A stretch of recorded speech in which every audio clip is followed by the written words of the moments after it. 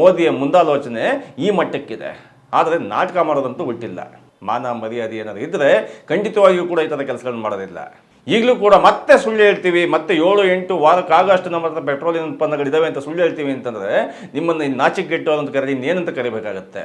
ಈ ದೇಶಕ್ಕೆ ಸಂಬಂಧಪಟ್ಟಂತಹ ಪೆಟ್ರೋಲಿಯಂ ಉತ್ಪನ್ನಗಳು ಇಲ್ಲ ಅಂತಂದ್ರೆ ಏನಾಗುತ್ತೆ ಅನ್ನೋ ಕನಿಷ್ಠ ಪ್ರಜ್ಞೆ ಈ ದೇಶ ಆಳೋರಿಗೆ ಇಲ್ವಲ್ಲ, ಅದು ಈ ದೇಶದ ದುರಂತ. ಸ್ನೇಹಿತರೆ ನಮಸ್ತೆ, ಜೇನಿಗಿರಿ ಯೂಟ್ಯೂಬ್ ಚಾನಲ್ಗೆ ನಿಮಗೆಲ್ಲ ಸ್ವಾಗತ. ನಾನು ಚಲಂ ಹಾಡ್ಲಹಳ್ಳಿ. ಭಾರತದಲ್ಲಿ ಇನ್ನು ಮುಂದೆ ಪೆಟ್ರೋಲು, ಡೀಸೆಲ್ಲು, ಗ್ಯಾಸು ಸಿಗೋದು ಅನುಮಾನವೇ.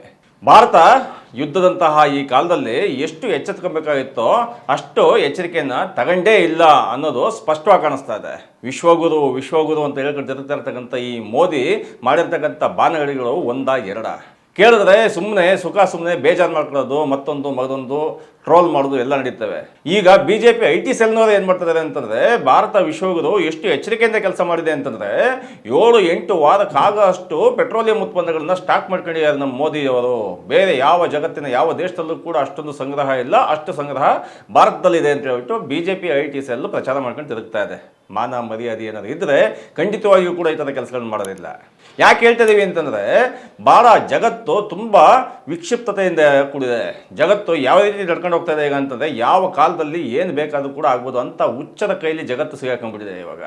ಅದು ಇಸ್ರೇಲ್ನ ನೇತನ್ಯಾಹು ಆಗಿರ್ಬೋದು, ಖಮೇನಿ ಆಗಿರ್ಬೋದು, ಇರಾನ್ನ ಅಥವಾ ಈ ಅಮೇರಿಕದ ಡೊನಾಲ್ಡ್ ಟ್ರಂಪ್ ಆಗಿರ್ಬೋದು, ಇವರೆಲ್ಲರೂ ಕೂಡ ಈ ಜಗತ್ತನ್ನು ಏನು ಮಾಡಬೇಕು ಅಂತ ಮಾಡಿದ್ರು ಅಂತ ಗೊತ್ತಿಲ್ಲ. ಇವರೆಲ್ಲ ಸೇರಿ ಈಗ ಅನುಭವಿಸ್ಬೇಕಾಗಿರೋದು ಯಾರು ಅಂತಂದರೆ ನಾವು ಜನಸಾಮಾನ್ಯರು. ಬೆಂಗಳೂರಿನಲ್ಲಿ ನಾವು ತುಂಬ ದೂರಕ್ಕೆ ಹೋಗೋದು ಬೇಕಾಗಿಲ್ಲ, ಇಸ್ರೇಲು, ಇರಾನು, ಅಮೇರಿಕ ಅಂತ ಅಲ್ಲಿಗೆಲ್ಲ ಹೋಗೋದು ಬೇಕಾಗಿಲ್ಲ. ನಮ್ಮ ಬೆಂಗಳೂರಿನಲ್ಲೇ ಎಲ್ಲ ಹೋಟೆಲ್ಗಳು ಕೂಡ ಬಾಗಿಲು ಮುಚ್ತಾ ಇದ್ದಾವೆ. ಯಾಕೆ ಅಂತಂದರೆ ಅಡುಗೆ ಮಾಡೋದಕ್ಕೆ ಗ್ಯಾಸ್ ಇಲ್ಲ, ಡೊಮೆಸ್ಟಿಕ್ ಗ್ಯಾಸ್ಗಳು ಖಾಲಿ ಆಗ್ತಾ ಇದೆ. ಈಗ ಸದ್ಯಕ್ಕೆ ಡೊಮೆಸ್ಟಿಕ್ ಗ್ಯಾಸ್ಗಳನ್ನೇ ಬಳಸಿ ಅಡುಗೆ ಮಾಡ್ತಾ ಇದ್ದಾರೆ. ಅದು ಮುಗಿದೋಯ್ತು ಅಂತಂದರೆ ಹೋಟ್ಲ್ ಕಂಪ್ಲೀಟಾಗಿ ಕ್ಲೋಸ್ ಆಗುತ್ತೆ. ಈಗ ಇದು ಇರ್ತಕ್ಕಂಥ ದೊಡ್ಡ ಫುಡ್ ಬಿಸ್ನೆಸ್ ಇರ್ತಕ್ಕಂಥ ದೊಡ್ಡ ಇಂಡಸ್ಟ್ರಿ ಬಿದ್ದೋಗುತ್ತೆ. ಯಾಕೆ ಈ ಥರ ಎಲ್ಲ ಆಗ್ತದೆ? ಇದಕ್ಕೆಲ್ಲ ಮುನ್ನೆಚ್ಚರಿಕೆ ಬೇಕಾಗಿತ್ತಿಲ್ವಾ?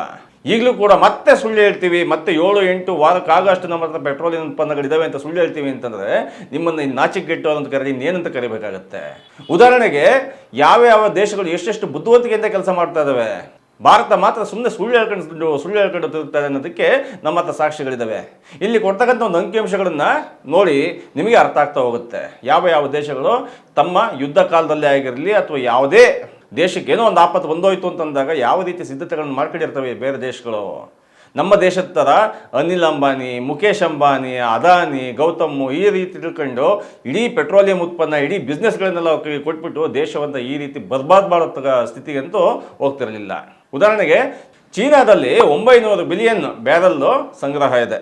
ಅಂದರೆ ಕನಿಷ್ಠ ಪಕ್ಷ 6 ತಿಂಗಳಿಗಾಗಿ ಮಿಗುವಷ್ಟು ಸಂಗ್ರಹ ಮಾಡ್ಕೊಂಡು ಕೂತಿದೆ ಚೀನಾ. ಅಮೇರಿಕ ಯುದ್ಧ ಮಾಡ್ತಿರ್ತಕ್ಕಂಥ ದೇಶ ಕೂಡ 415 ಬಿಲಿಯನ್ ಬ್ಯಾರಲ್ನ ಸಂಗ್ರಹ ಮಾಡ್ಕೊಂಡಿದೆ. ಜಪಾನು 260 ಬಿಲಿಯನ್, ಅಂದರೆ 200 ದಿವಸಕ್ಕಾಗಷ್ಟು ತೈಲವನ್ನು ಶೇಖರಣೆ ಮಾಡಿಕೊಂಡಿದೆ. ಸೌತ್ ಕೊರಿಯಾ ಕೂಡ 200 ದಿವಸಕ್ಕೆ ಎಷ್ಟು ಬೇಕೋ ಅಷ್ಟು ಸಂಗ್ರಹ ಮಾಡ್ಕೊಂಡು ಕೂತಿದೆ. ಜರ್ಮನಿಯಲ್ಲೂ ಕೂಡ 110 ಬಿಲಿಯನ್, ಅಂದರೆ 90 ದಿವಸಕ್ಕಾಗ್ತಕ್ಕಂಥ ಪೆಟ್ರೋಲ್ನ, ಅಂದರೆ ಆ ಪೆಟ್ರೋಲಿಯಂ ಉತ್ಪನ್ನಗಳನ್ನ ಶೇಖರಣೆ ಮಾಡಿಟ್ಕೊಂಡಿದ್ದಾವೆ. ಅಂದರೆ ಈ ಎಲ್ಲ ದೇಶಗಳಿಗೂ ಗೊತ್ತಿದೆ ಯಾವಾಗ ಏನು ಬೇಕಾದಾಗ್ಬೋದು, ಇದೊಂದು ದೇಶವನ್ನು ಆಳುವ ಒಂದು ರೀತಿ ಅಂತೇಳಿ. ಆದರೆ ನಮ್ಮ ದೇಶದಲ್ಲಿ ಎಷ್ಟಿದೆ?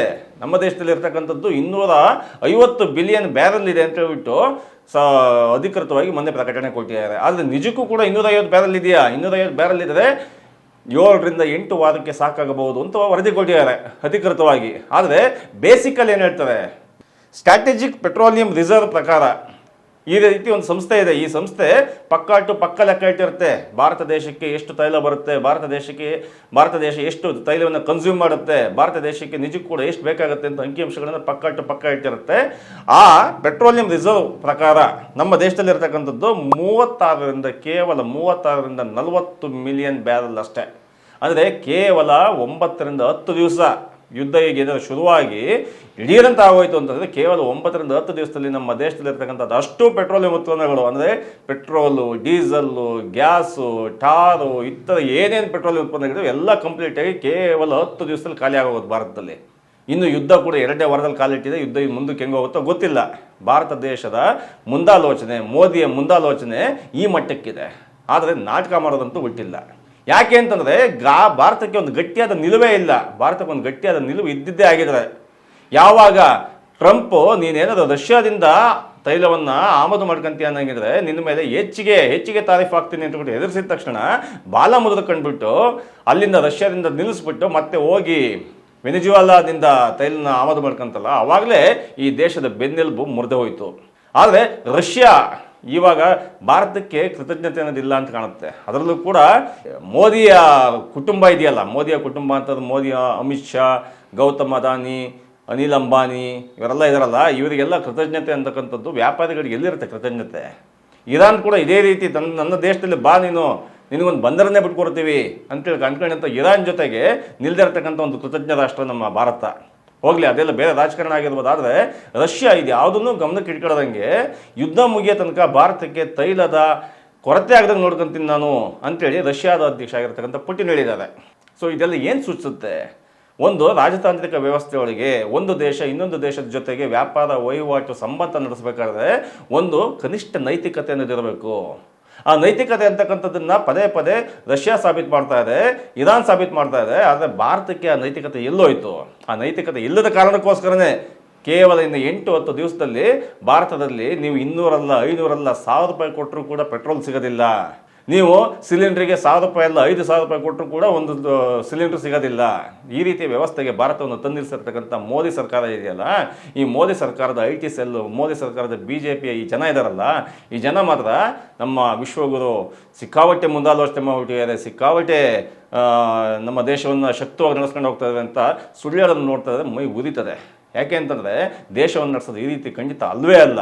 ಅದರಲ್ಲೂ ಕೂಡ ಈ ಯುದ್ಧದ ಸಮಯದಲ್ಲಿ ಯಾವ ರೀತಿಯ ನಿಲುವನ್ನು ತಗೋಬೇಕು ಅನ್ನೋದ್ರ ಬಗ್ಗೆ ಇದುವರೆಗೂ ಕೂಡ ಒಂದೇ ಒಂದು ಗಟ್ಟಿ ನಿಲುವನ್ನು ತಗೊಂಡಂತಹ ಉದಾಹರಣೆ ಇಲ್ಲವೇ ಇಲ್ಲ. ಒಂದೇ ಒಂದು ಗಟ್ಟಿ ನಿಲುವು ತಗೊಂಡಂಥದ್ದು ಟ್ರಂಪ್ ಪದೇ ಆ ಭಾರತಕ್ಕೆ ಅವಮಾನ ಮಾಡ್ತಾ ಇದ್ದಾಗಲೂ ಕೂಡ ಪುಲ್ವಾಮಾ ಅಟ್ಯಾಕಿಂದ ಹಿಡಿದು ಮೊನ್ನೆ ತನಕ ಮೊನ್ನೆನೂ ಕೂಡ ಏನಂತ ಮಾತಾಡಿದಾನೆ, ಭಾರತ ಒಂದು ಒಳ್ಳೆ ಆ್ಯಕ್ಟರ್ಗಳಿರ್ತಕ್ಕಂಥ ದೇಶ, ಒಳ್ಳೆಯ ಸ್ನೇಹಿತರುಗಳು, ನಾವು ಹೇಳ್ದಂಗೆ ಅವ್ರು ಡ್ಯಾನ್ಸ್ ಮಾಡ್ತಾರೆ, ನಾವು ಹೇಳ್ದಂಗೆ ಅವ್ರು ನಟನೆ ಮಾಡ್ತಾರೆ ಅಂತ ಹೇಳಿಕೆ ಕೊಟ್ಟಿದೆ. ಆಗಲೂ ಕೂಡ ಈ ಮೋದಿ ಟೀಮು ತುಟಿಯನ್ನು ಎರಡು ಮಾಡಿಲ್ಲ. ಅದೇ ಬೇರೆ ಯಾರಾದರೂ ಅಧ್ಯಕ್ಷರುಗಳೇ ಆಗಿದೆ ಅಥವಾ ಬೇರೆ ಯಾರಾದರೂ ಪ್ರಧಾನಮಂತ್ರಿಗಳೇ ಆಗಿದ್ದರೆ, ಬೇರೆ ಯಾವುದೇ ಇವರೇನು ಹೇಳ್ತಾರಲ್ಲ 56 ಇಂಚಿನ ಎದೆ ಅಂತ ಹೇಳಿದ್ರು ಯಾವುದೇ ಧೀಮಂತ ನಾಯಕರುಗಳಾಗಿದ್ದರೆ ಈ ರೀತಿಯ ಹೇಳಿಕೆಗಳಿಗೆ ಕ್ಷಣನೇ ಪ್ರತಿಕ್ರಿಯೆ ಕೊಟ್ಟಿರ್ತಿದ್ರು. ಆದರೆ ಟ್ರಂಪ್ ಮುಂದೆ ಮಾತಾಡ್ತಕ್ಕಂಥ ಧೈರ್ಯವನ್ನು ಈ ಮೋದಿ ಟೀಮ್ ಕಳ್ಕೊಂಡೆ ಭಾಳ ದಿವಸಗಳಾಗೋಯ್ತು. ಇವೆಲ್ಲವಕ್ಕೂ ನಿಮ್ಮ ಮಾನ ಮರ್ಯಾದೆ ಏನು ಬೇಕಾದ್ರೆ ಆಗೋಗಲಿ, ನಿಮ್ಮ ವೈಯಕ್ತಿಕ ವಿಚಾರಗಳ ಬಗ್ಗೆ ನಾವು ಬರಲ್ಲ. ಆದರೆ ಈ ದೇಶಕ್ಕೆ ಸಂಬಂಧಪಟ್ಟ ವಿಚಾರ ಬಂದಾಗ ಇವತ್ತು ನಾಳೆ ದಿವಸದಲ್ಲಿ ಈ ದೇಶಕ್ಕೆ ಸಂಬಂಧಪಟ್ಟಂತಹ ಪೆಟ್ರೋಲಿಯಂ ಉತ್ಪನ್ನಗಳು ಇಲ್ಲ ಅಂತಂದ್ರೆ ಏನಾಗುತ್ತೆ ಅನ್ನೋ ಕನಿಷ್ಠ ಪ್ರಜ್ಞೆ ಈ ದೇಶ ಆಳೋದಕ್ಕೆ ಇಲ್ವಲ್ಲ, ಅದು ಈ ದೇಶದ ದುರಂತ. ಏನಾದರೂ ಅಕಸ್ಮಾತ್ ಏನಾದರೂ ಯುದ್ಧ ಶುರುವಾಯಿತು, ಅಕಸ್ಮಾತ್ ಬೇರೆ ಏನೋ ಒಂದು ಆಗೋಯ್ತು ಅನ್ನಂಗಿದ್ರೆ ಒಂದು ಕನಿಷ್ಠ ಇಷ್ಟು ಮಟ್ಟಿಗೆ ನಮ್ಮ ಹತ್ರ ಸ್ಟೋರೇಜ್ ಇರಬೇಕು, ಒಂದು ದಾಸ್ತಾನು ಇರಬೇಕು. ಕನಿಷ್ಠ ನಮ್ಮ ಹಳ್ಳಿ ಕಡೆ ರೈತರಿಗೆ ಗೊತ್ತಿರುತ್ತೆ, ಏನಾದ್ರು ಅಕಸ್ಮಾತ್ ಏನಾದ್ರು ಮುಂದಿನ ಸಲ ಏನಾದ್ರು ಆಗೋಯ್ತು ಅಂತಂದರೆ ಕನಿಷ್ಠ ಪಕ್ಷ ಒಂದು ಚೀಲ ಭತ್ತ, ಒಂದು ಚೀಲ ರಾಗಿ ಇಟ್ಕೊಬೇಕು ಅನ್ನೋದು ಕನಿಷ್ಠ ಒಂದು ಸಾಮಾನ್ಯ ರೈತರಿಗೆ ಗೊತ್ತಿರುತ್ತೆ. ಅದು ದೇಶ ಆಳ್ತಕ್ಕಂಥ ಈ ಮೋದಿಗೆ ಗೊತ್ತಿಲ್ವಲ್ಲ ಅನ್ನೋದೇ ದುರಂತ. ಈ ದುರಂತದ ನಡುವೆ ನಾವು ನೀವೆಲ್ಲ ಬದುಕ್ತಾ ಇದ್ದೀವಿ. ನಾಳೆ ಪೆಟ್ರೋಲು ಕೂಡ ಖಾಲಿ ಆದಾಗಲೂ ಕೂಡ ಈ ಮೋದಿ ಮತ್ತು ಟೀಮು ತಮ್ಮ ಕಾಲರನ್ನ ಮೇಲೆತ್ತೋದು ಮಾತ್ರ ಬಿಡೋದಿಲ್ಲ, ತಮ್ಮ ಸುಳ್ಳಿನ ಹೇಳುವ ಚಾಳಿಯನ್ನು ಬಿಡೋದಿಲ್ಲ. ಅದನ್ನು ಬಿಡೋ ತನಕ ಭಾರತ ಉದ್ಧಾರ ಆಗಲ್ಲ ಅಂತ ಹೇಳ್ತಾ ಈ ವಿಡಿಯೋ ಮುಗಿಸ್ತೀವಿ. ಧನ್ಯವಾದಗಳು. ಚೆನುಗಿರಿ ಇದು ನಿಮ್ಮ ದನಿ.